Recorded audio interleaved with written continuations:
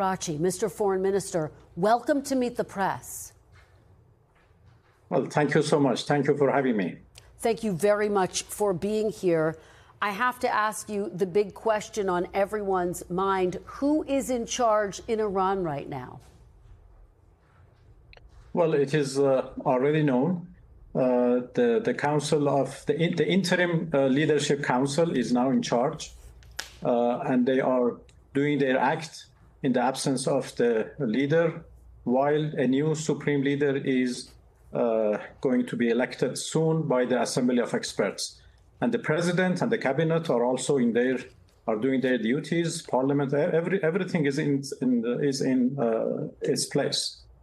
Well, there are reports this morning that the Iranian Assembly of Experts has come to a decision on a new supreme leader for Iran. Many have suggested it would be the son of the late supreme leader, Mojtaba Khamenei.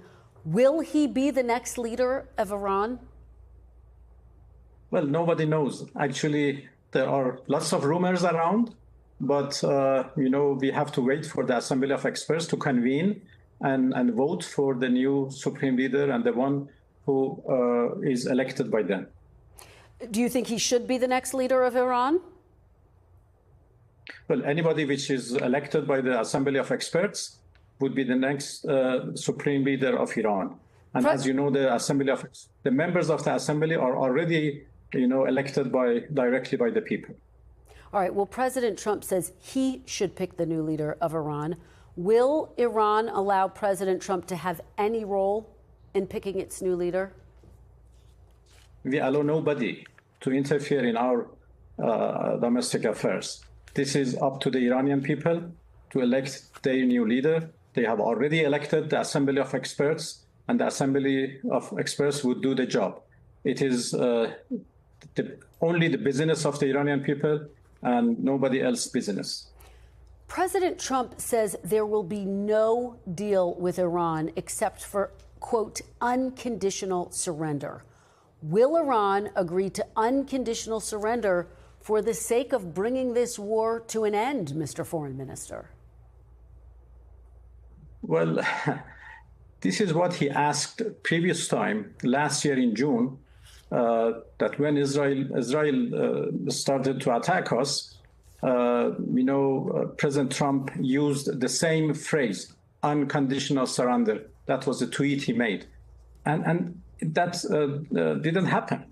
We resisted, and after 12 days, Israelis asked for unconditional ceasefire.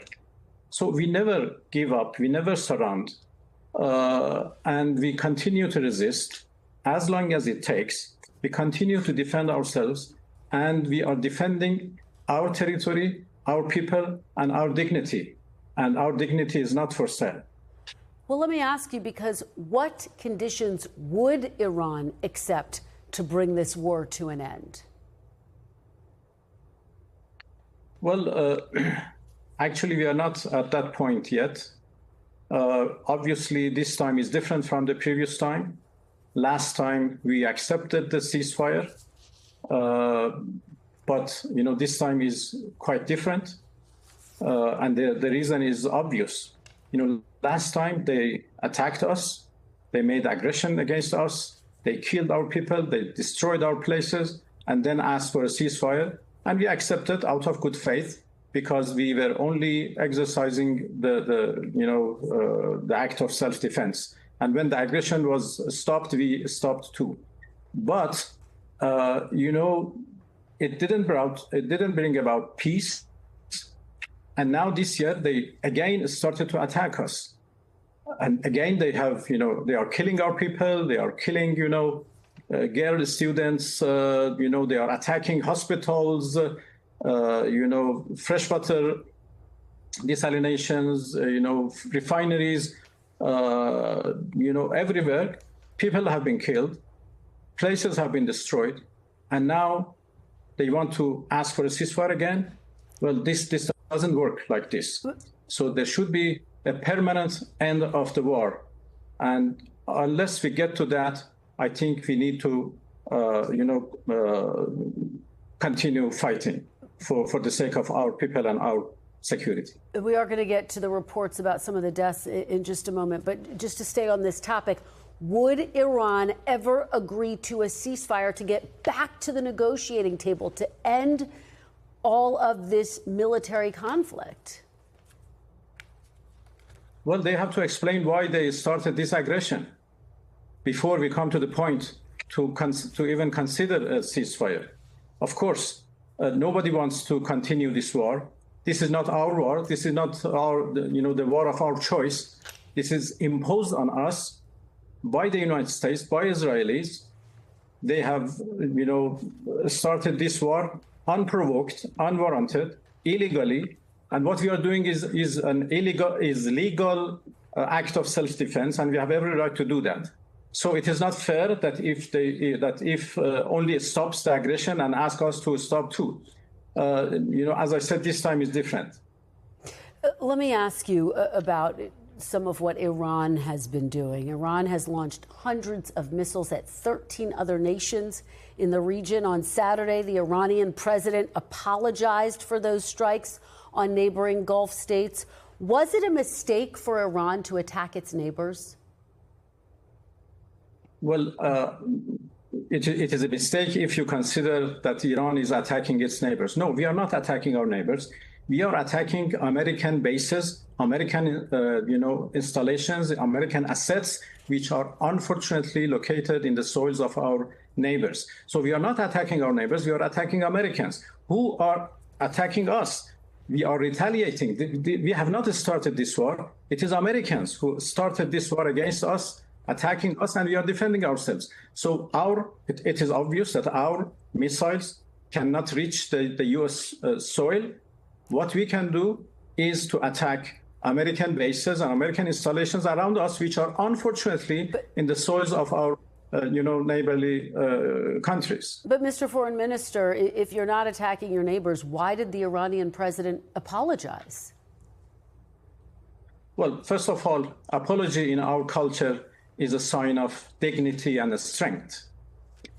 Secondly, he apologized from the peoples of the region for the inconveniences they have faced because of this aggression by the United States and retaliation by us. So as a matter of fact, it is in fact the President of the United States who should apologize from the people of the region and Iranian people for the killings and destructions they have done against us. Let me ask you, because NBC News is reporting that Iran is receiving help from Russia to help locate U.S. forces. Are you receiving any help from Russia? Well, we have a strategic partnership with Russia. So that's a yes? And, a military cooperation between Iran and Russia is not something new. It's not a secret. It has been in the past and is still there and will continue in the future. Is Russia helping you locate U.S. forces? I just want to be very clear here. Well, I don't have exact military information. As far as I know, we have a very good partnership with Russia. So they are helping you. They are providing intelligence. Well, they are helping us in many different directions. I don't have any detailed information. Okay, let's move to the strike on the elementary school in southern Iran.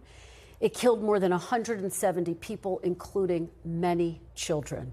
President Trump said Iran is responsible for that strike. What is your response to what the president said? Well, it is funny. It is our school. These are our students, our girls, and they are attacked by an American fighter, a jet fighter, and they have been killed. Why Iran is responsible? Have we started this war? Have we attacked our own people? No, we were negotiating with the United States. And in the middle of negotiations, in the middle of diplomacy, they decided to attack us. And they have attacked so many places, including schools and hospitals. And there are all evidences that this school is attacked by an American, jet fighter. Where is the Iranian evidence that this was a U.S. attack, a jet fighter, as you say? Will you provide it? If it was not If it was not US, then who was that? Maybe Israelis. But it is obvious who else is attacking us. Well, let me move on to this question about potential ground troops. You said earlier this week on U.S. ground troops to my colleague Tom Yamas, quote, "We are waiting for them." But President Trump says the condition for sending troops to Iran would be that Iran, quote, "would be so decimated that they wouldn't be able to fight at the ground level." Is the president right? Would you not be able to fight at the ground level, Mr. Foreign Minister? Well, at least this is not the case right now. For the time being, we are capable enough. We have very brave soldiers who are waiting for any enemy who enter into our soil to fight with them and to kill them and destroy them. So, and that would be the case in the coming days and the coming years, and always in our in Iran.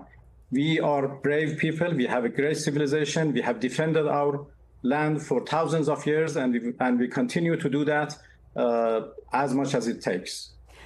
Let me ask you, because you have said that this was a war of choice. President Trump said one of the reasons for launching this war was that Iran, quote, "already had missiles capable of hitting Europe and our bases and would soon have missiles capable of reaching America." Was Iran planning to directly attack the United States? Well, this is not true. This is, in fact, misinformation. We have capability to produce missiles, but we have intentionally limited ourselves to below 2,000 kilometers of range because we don't want to be felt as a threat by anybody else in the world. We have not started any plan to increase the range of our missiles more than what it is right now. So there is no evidence, there is no intelligence, nothing to indicate that Iran is going to long-range missiles, let alone those missiles who can reach the United States soil. All right. And of course, U.S. officials say that negotiations over this came to a halt, and that is part of why they moved forward with this action. Minister Araghchi, thank you very much. We will obviously be tracking everything that unfolds very closely. We appreciate your being here. Thank you so much. Thank you for having me. We thank you for watching, and remember, stay updated on breaking news and top stories on the NBC News app or watch live on our YouTube channel.